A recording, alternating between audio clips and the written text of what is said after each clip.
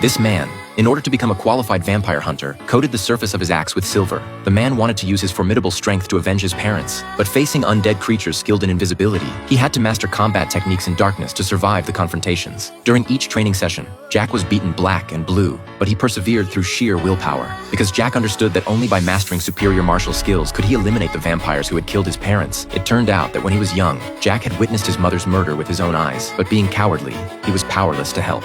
After growing up, Jack mustered the courage to find the killer, but when he pulled the trigger, he discovered in horror that the gun contained a dud round.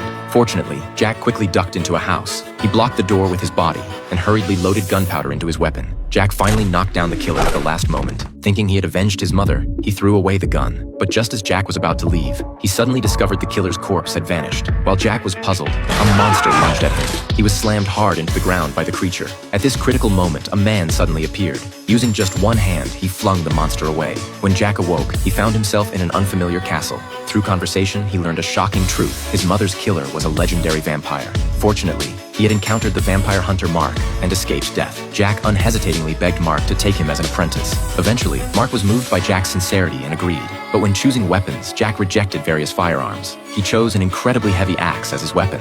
Under Mark's guidance, Jack gradually became stronger. He could now skillfully master the techniques of hunting vampires. Even those vampires who could turn invisible were no match for Jack. He could keenly detect changes in the air. Jack would throw his axe as a distraction, then instantly decapitate his opponent. After half a year of training, he had already hunted over 100 vampires. Jack finally earned his teacher Mark's approval. Now he was about to engage in a direct confrontation with his mother's killer. But Jack hadn't expected his opponent's sense of smell to be so sharp. The moment he arrived at the stable, the vampire instantly detected the enemy's presence.